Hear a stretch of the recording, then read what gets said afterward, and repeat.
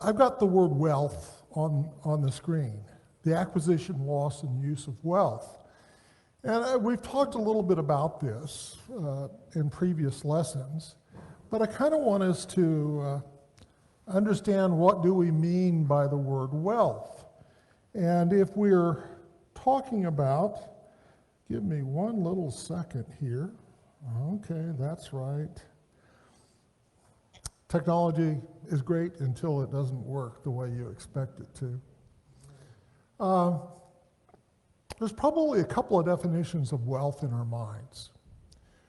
And this is just straight out of a dictionary. The first definition is abundance of valuable material possessions or resources. And that's probably the kind of meaning when we use the word wealthy, right? Anyone in here wealthy? I don't see anyone raising your hand. But wealthy is kind of a relative term, isn't it? By the way, when I was 10 years old, if you had $1 million, you would need $10 million today to have the same buying power. So being a millionaire isn't quite what it used to be. And some people, working people, professional people, may end up with $1 million in their 401k, but it's not as, $1 million today is not what it was years and years ago. The other definition of wealth, and this is the one I'm using in the class, is all property that has money value. So all of us have wealth. I know that because all of you are clothed. So you do have at least that much in possessions, right? All of you are dressed this morning. But probably you arrived in a car. You have some sort of abode that you're living in. All those things represent wealth or property or something of value. So when I talk about the acquisition, loss, and use of wealth, it's in this ordinary sort of sense. Now I want to read you a proverb. You may want to turn to Proverbs 23, 4 through 5, to kind of set the tone for what we're talking about. Do not, sorry about that. Do not toil to acquire,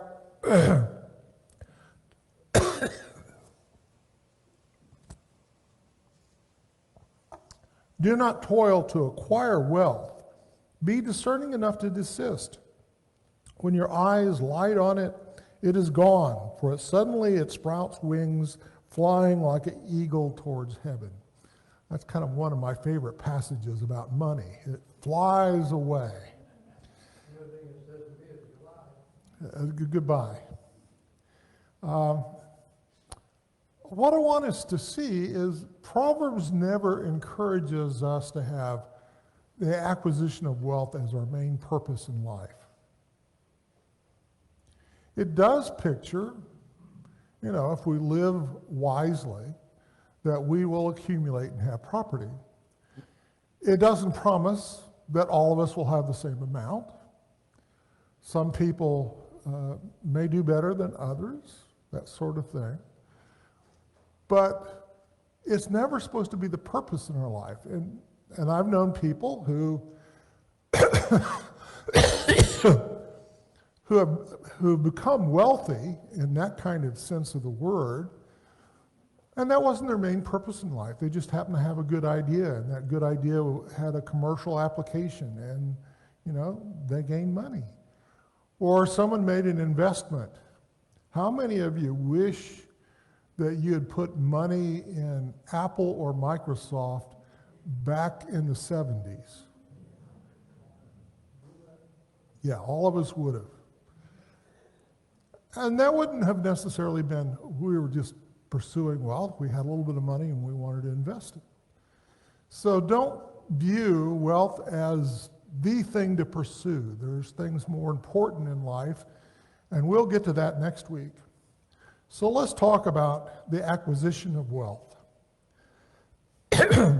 Turn to Proverbs 8:17.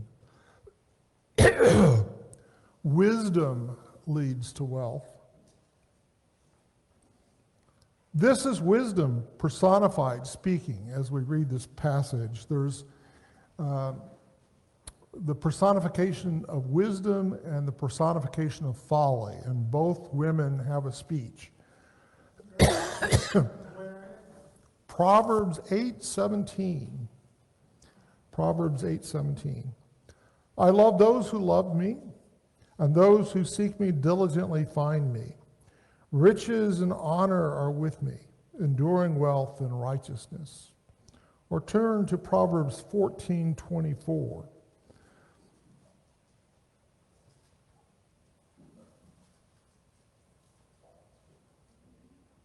The crown of the wise is their wealth, but the folly of fools bring folly.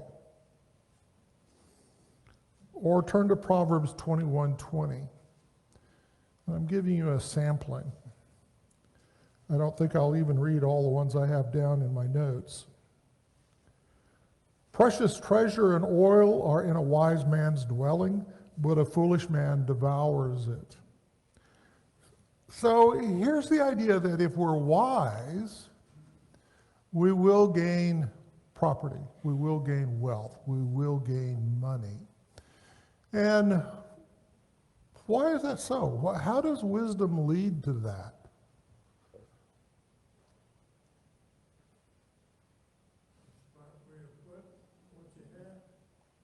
Okay, smart way of using what you have, okay. Okay. Ben, you're the one who has your hand up. They're being mindful of the future, whereas oftentimes people who just focus on today, they'll just use everything up that they have. They're not storing anything for future use. And that will be one of the things we come across this morning. There are certain wise behaviors. Wes, wait for the mic. Wes, we're putting Greg through a workout this morning. We can't forget the part that God plays in our life either. Okay, well, that's another point. Yeah. We'll get to that. Yeah. Okay. William Gladstone was an advisor to Bill Clinton, and he said, in this society, if you do three things, you're likely not going to be in poverty. One of them is finish high school. The second one is do not have a child before you're married. Boy, that one has a moral connotation to it, doesn't it? A moral connotation. That there's a right order for things. And the third thing, I think is arbitrary for our culture, is don't get married before 20. And if that was true, those who follow that advice, only 8% become poor. Of those who don't follow that advice, 79% become poor. So we begin to see wisdom does have a play as to how we do in life. Now, this is a general truth. Do you know of any wise Bible characters who were probably a little more subsistence? Maybe didn't have a whole lot. Ruth. Okay, Ruth. Struck by famines and death of her husband, Ruth and Naomi were certainly at the poor end of society. That wasn't the end of their story, obviously. I think of Jeremiah. I've been reading Jeremiah lately in my daily Bible reading. And when you're living in a land where an invasion has taken place and you're about to be conquered by another peoples, material wealth is something that's disappearing very, very quickly, isn't it?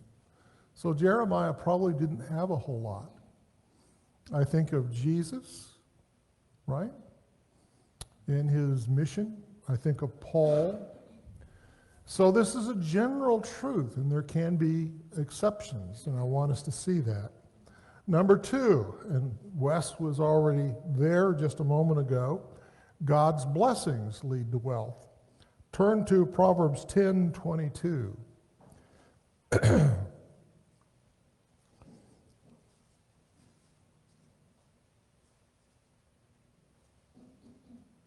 The blessing of the Lord makes rich, and he adds no sorrow with it. So if you're blessed by the Lord and you know it, I think that's part of this proverb, then there's not going to be sorrow that comes with it. There can be wrong sorts of acquisition that do result in sorrow, right? That can take place. But when we're blessed by the Lord and we're thankful for it, it's not going to come with sorrow. Proverbs 22:4. The reward for humility and fear of the Lord is riches and honor and life. And again, I caution you as you hear the word riches, it doesn't necessarily mean wealthy. It means that you have material goods. You're able to take care of yourselves. And trying to explain that, I think about my grandparents. And my grandparents, my grandfather was a manager of a furniture store, which also meant he sold furniture as well. Sometimes he acted as a salesman. My grandmother was probably stay-at-home mom a lot, but in her later years, she worked at Penny's. They had a duplex. You know, these are not people I would call wealthy, but they had a comfortable home. They drove a nice car. They had clothes. Obviously, they had some nice furniture, you know, discount at the furniture store. And my grandmother died before she ran out of money. I think my grandfather and my grandmother would have liked that aspect of it. They took care of themselves as they lived their life. Now, I think that is to be blessed by God. It wasn't to have vast amounts of things, but it was certainly that they had sufficient amounts of things. And they lived their lives with generosity, helping other people. My grandfather was once audited by the IRS for the amount of contributions he made to church. He could prove it, by the way. And to me, that's where we're talking about God's blessings here. And maybe the sense of wealth that most of us are going to fit into. Third, work leads to wealth. If you've read Proverbs, you know that there's a great deal of emphasis on industry and work, that's to be expected for most all of us, right? Turn to Proverbs 14:23.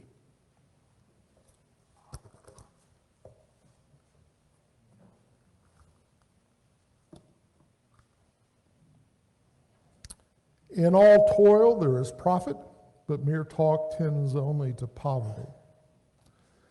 Proverbs 10:4. A slack hand causes poverty, but the hand of the diligent makes rich. Proverbs 12:11. Whoever works his land will have plenty of bread, but he who follows worthless pursuits lacks sense. So work leads to wealth.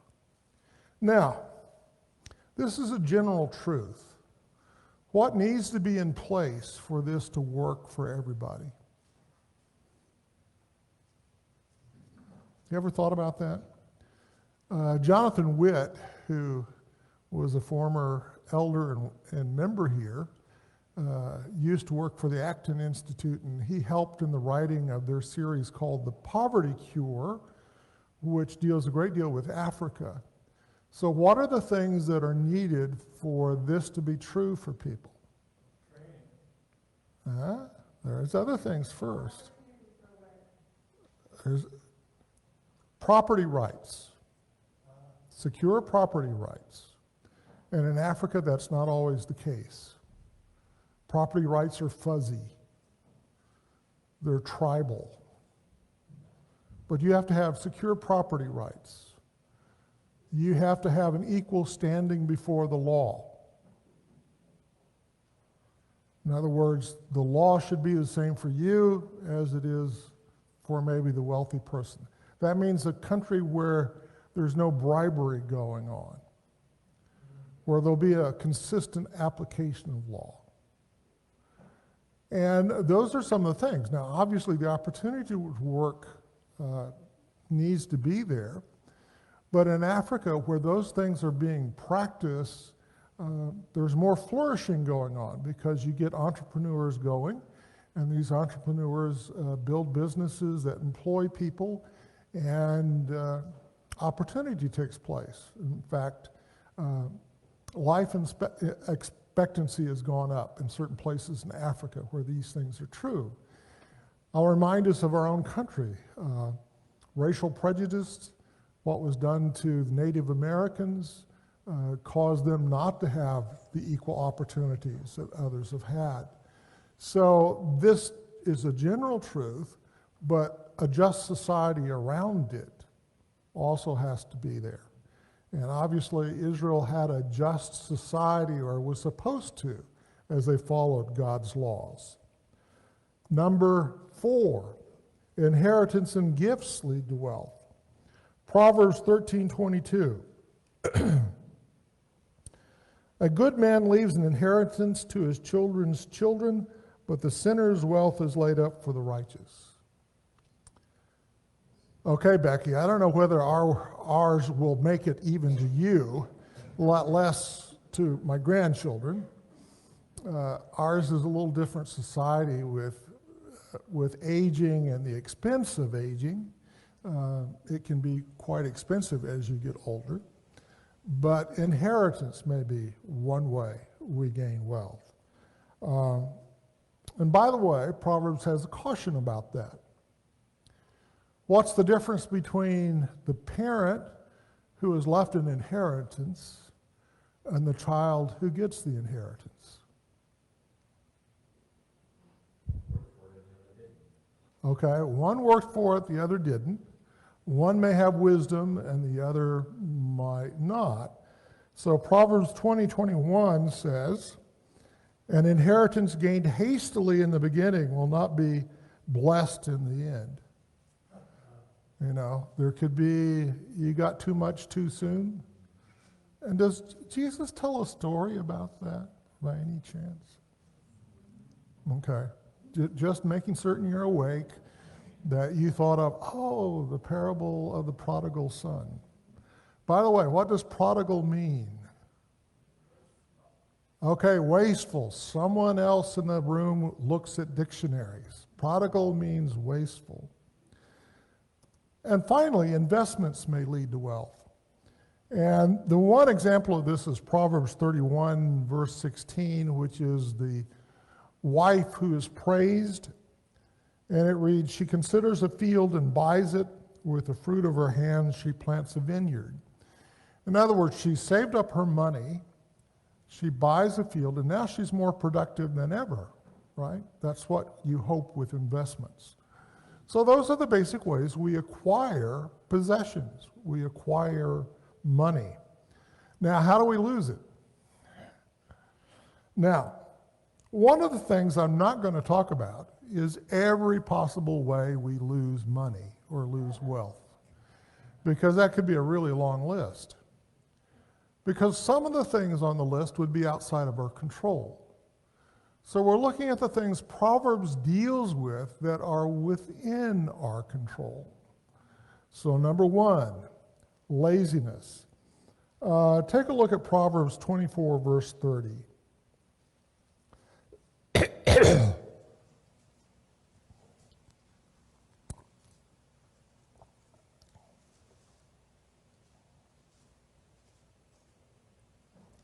I passed by the field of a sluggard, by the vineyard of a man lacking sense, and behold, it was all overgrown with thorns, the ground was covered with nettles, and his stone wall was broken down. Then I saw and considered it. I looked and received instruction. A little sleep, a little slumber, a little folding of the hands to rest, and poverty will come upon you like a robber, and want like an armed man. So Proverbs is about us working and being industrious, and laziness could lead to dire circumstances. Proverbs 18:9 is another one of these. Whoever is slack in his work is a brother to him who destroys. In the Old Testament, probably most people had some land on which to farm, right? But you got to take care of your farm, and you got to do things in the right order. And if you're slack about them, for example, if you don't plant at the right time, what's going to happen? You're not going to have a crop. If you, now, this is different today because farmers buy seed.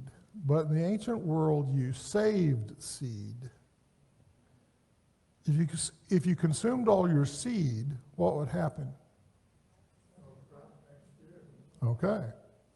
So we can begin to see how laziness, slackness can lead to ruin, and Proverbs talks about that. Greed and wickedness, and I'm just lumping these two together. I'm going to read Proverbs 11:24. Proverbs 11:24. One gives freely, yet grows the richer. What's being pictured there?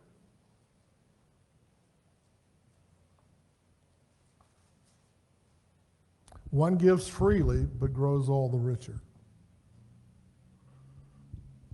Generosity. Okay, generosity, right? The person who gives his tithes and gives to the poor, and yet God prospers that individual.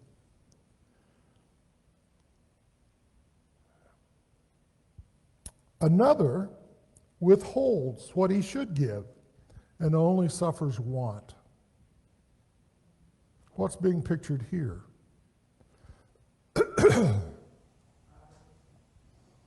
Okay, the man becomes poor, but he is greedy. He is not generous to others. And I think the proverb is saying there can be an unseen hand in our lives, right? That if we are not generous, God can take wealth away from us. Can wealth disappear quickly? Ask anyone who was a victim of the hurricane in Florida, right? Now, I'm not saying God necessarily was punishing those people. Hurricanes do just happen. But there are places like in the prophets, like in Malachi, where people are told you're not giving what you're supposed to, and I'm making things less for you. So I think that's what's being pictured in this particular proverb. God can take away money as well as give money.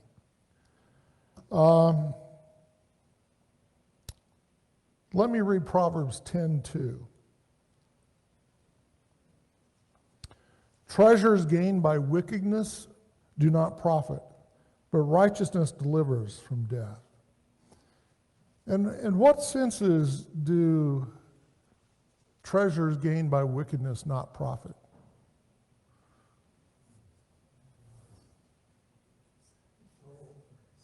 Okay, spiritually, Wes said our soul.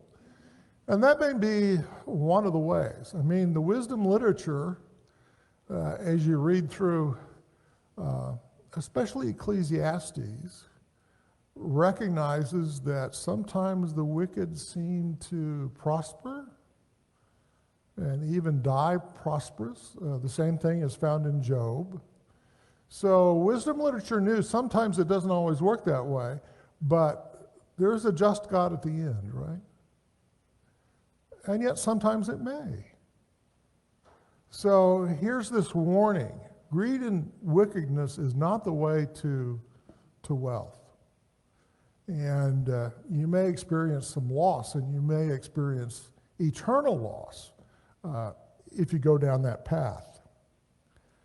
I'm going to call the next one impetuousness. I labeled it this. I'll give you the definition. Acting or done quickly and without thought or care. Okay? Proverbs 21:5. The plans of the diligent lead surety to abundance, but everyone who is hasty comes only to poverty. Now, this hastiness, I think, fits in with this word impetuousness. What's the danger that we're being warned about?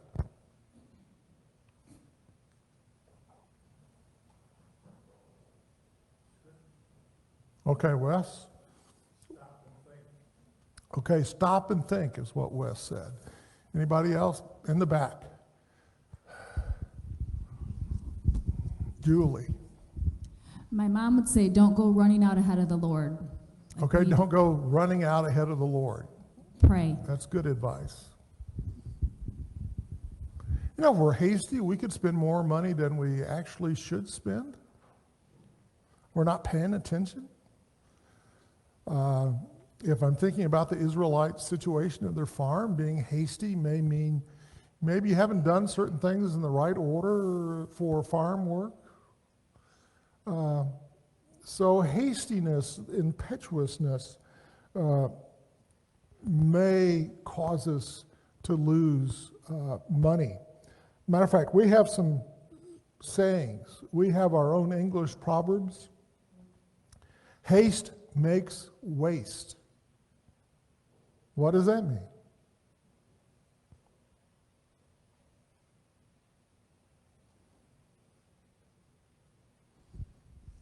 Okay. I can only think of my own wife. So there's a reason, we all have our own gifts. There's a reason why I let her make most of the decisions in spending, because she's a much better shopper than me. And part of being that better shopper is she does her research. She doesn't buy things without doing that research in advance, and so our dollars go much further. Okay. One of the things I found in my life is when I want to buy something, if it's expensive, wait a while. And it's funny how sometimes if you wait, you don't want it anymore. It's not really worth the price.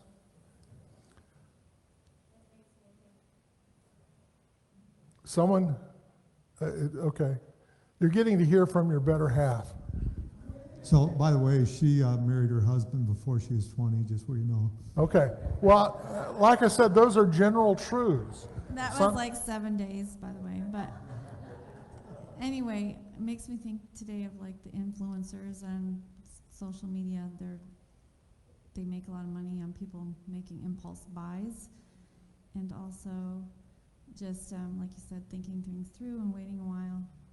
I think keeps your money in your pocket longer. Okay. There's a lot of encouragement in our society, maybe to spend impulsively. And so this impetuousness certainly is a part of it. The next one kind of goes along, is well suited with it. Proverbs 21:20, precious treasure and oil are in a wise man's dwelling, but a foolish man devours it. Here's an interesting one. This is an interesting proverb. Proverbs 13:7. One pretends to be rich, yet has nothing. Another pretends to be poor, yet has great wealth. Now, do not get hung up on the word pretends in the ESV, because the translator has to provide the verb. It's a verbless clause. But the idea is one seems to be wealthy, but really doesn't have. And if you're trying to look like you're wealthy, what's probably happening?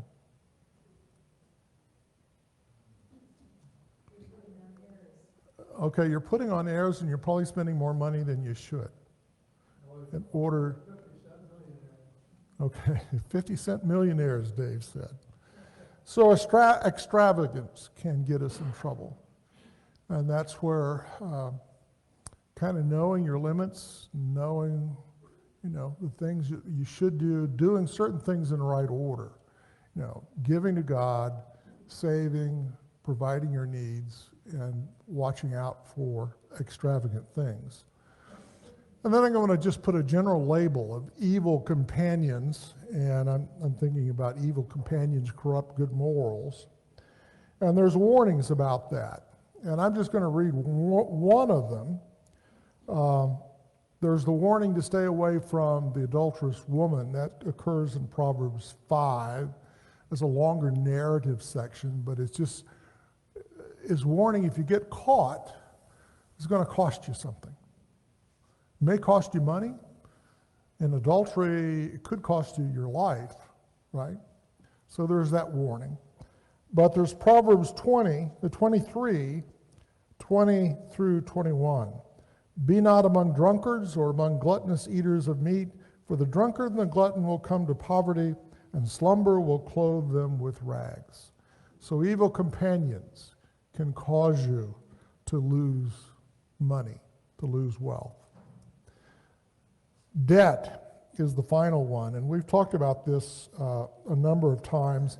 And I'm just going to read one proverb because I see the clock. Proverbs 17:18. One who lacks sense gives a pledge and puts up security in the presence of his neighbors. Now, I'm not going to suggest that we never use credit or we never go into debt, but we need to be very, very careful about it. And especially in an economy where we're getting inflation, debt can be more dangerous because interest rates go up, and you can find yourself having a hard time to get out of debt. I guess some of the lessons that I've learned about debt is if you're just paying the minimum payments, you're never going to get out of debt, right? They're just there to kind of suck you in and make you in a worse situation. So debt is something, especially when we're younger, that we need to avoid. This is an older crowd for the most part, so probably we've learned our lessons with debt, but all these are ways to loss.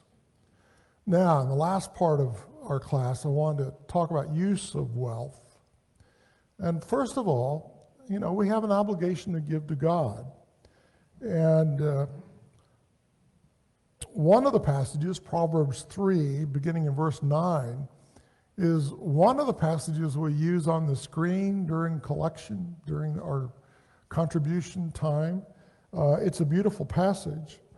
Honor the Lord with your wealth and with the first fruits of all your produce. Then your barns will be filled with plenty, and your vats will be bursting with wine. What is there about giving first fruits?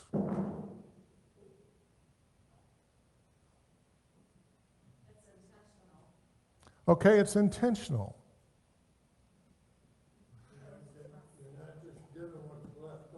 Okay, you're not giving what's left over.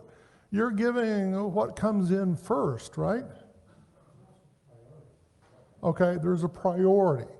And you're trusting that there'll be further fruits down the way if you're giving first fruits. And they were commanded to do that. So we have an obligation to give to God. Now, I realize we don't have a percentage listed in the new covenant. One of my pet peeves is we get up at the communion table and say, we don't have to give a tenth like they did under the old law, and almost celebrating it. Okay? No, we don't have a tithe law. But tithe is a good model, right? It's a good model.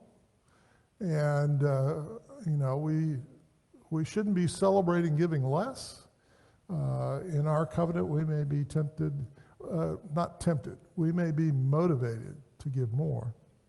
Number 2, we have a responsibility to provide for the needs of our family. Again, I'm going to the wise wife from Proverbs 31:21. She is not afraid of snow, for all her household are clothed in scarlet. And this is this wise wife and mother who is making certain that the family is taken care of. Now, we could look at 1 Timothy 5:8. I'm going to assume you know it.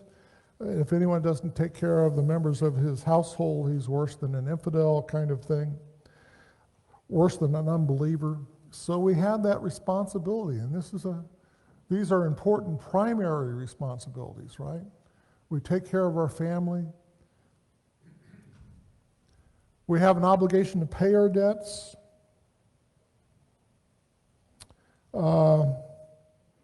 Proverbs 3:27. Do not withhold good from those to whom it is due. When it is in your power to do it, do not say to your neighbor, go and come again, tomorrow I'll give it, when you have it with you. In other words, if you owe something, pay it, right? That's the idea. When you owe something, pay your debts.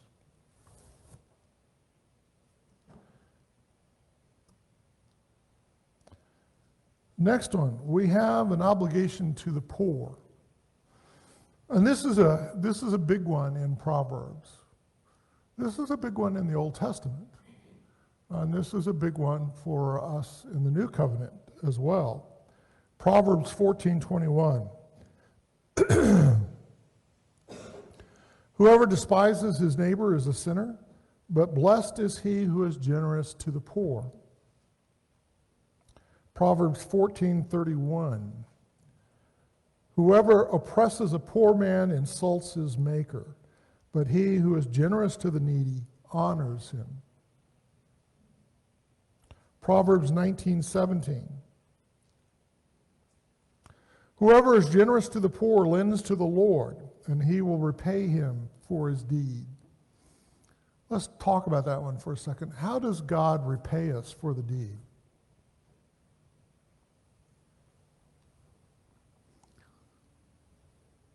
Does it mean we'll necessarily get that money back?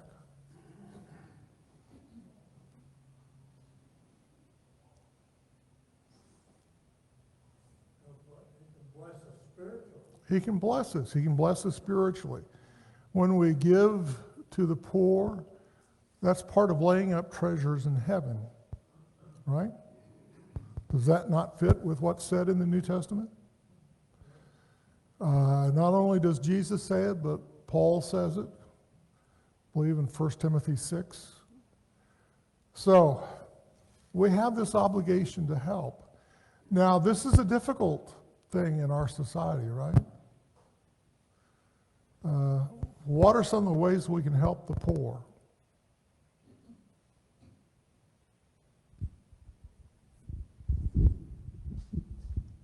We can give of our time, we can give of our talents, we can give money Okay. by making donation. Okay. We can teach a man to fish. Okay, we can teach men to fish. We may struggle with this one a little bit more. I think we've definitely been generous to people in need within our congregation, and the congregation doesn't always know those, what's happened, because the elders respect privacy, but we have been generous to our own members. When we did the food pantry, that was one way of helping people who have less means. We do have troubles with, there was a man on our Facebook account who was wanting us to pay for his hotel bills, and we didn't do it. And why might we not do that?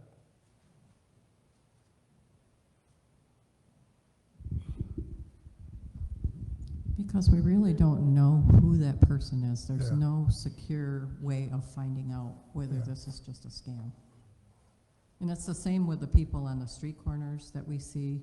We don't know whether they're just doing that as a way to earn their money and not have to work, or whether they are truly in need, because here in Michigan, there is no way that anyone should go hungry. Okay. We do tend to point people to the resources that are around. But you're right, EJ would say, and he's standing security, so he's out in the foyer, but he would say, probably don't help the beggars on the street. But you know, there are other ways. If you know someone is maybe less economically, may have some challenges, you may help those people that you know. There are organizations that we can help. Obviously, when we give to Village of Hope, especially when we're giving to coins, we're giving to people who are poor. So there are ways of doing this. We have to be smart about how we do it, but there are ways of doing this. Finally, we should save making provisions for future needs. And this is the illustration of the ant, Proverbs 6:6-8. Matter of fact, the ant comes into play in chapter 6 and also, I think, in the last chapter of Proverbs. Go to the ant, O sluggard, consider her ways and be wise. Without having any chief, officer, or ruler, she prepares her bread in summer and gathers her food in harvest. So here are some of the ways we use our wealth. Now, as I look at what we've talked about, acquisition, loss, and use, all this is pretty much common sense. Wouldn't you say? And isn't wisdom sometimes common sense? And yet we seem to live in a society that sometimes lacks common sense. So the wisdom of Proverbs is still important to us. Dave, microphone's coming to you. It was on the news here recently that there's over 1 million job openings, yet there's a lot of people out of work. What does that tell you? What our society is becoming? Lazy? Okay. You know, I think that's why churches were in better shape to handle need situations, because we would apply moral standards to it. And that gets lacking. Okay, we got a microphone. I just heard this recently. We had a discussion, and it said with the pandemic, there have been a lot of the baby boomers that have decided to retire. And when they retired, the skill sets of the younger people and the work ethic of the younger people is a little different now than the baby boomers, and that could also contribute to the shortage of workers in this country. Okay. Well, we're not going to solve poverty, but I do hope we find ways of helping the poor. Giving has been an important part of Kathy and my life, and finding ways to do it. Those ways are out there. Thank you very much. Next week we're going to be talking about what's better than wealth. What's better than wealth? And that's where we'll get maybe some of the spiritual dimension to this. Thank you very much for being here.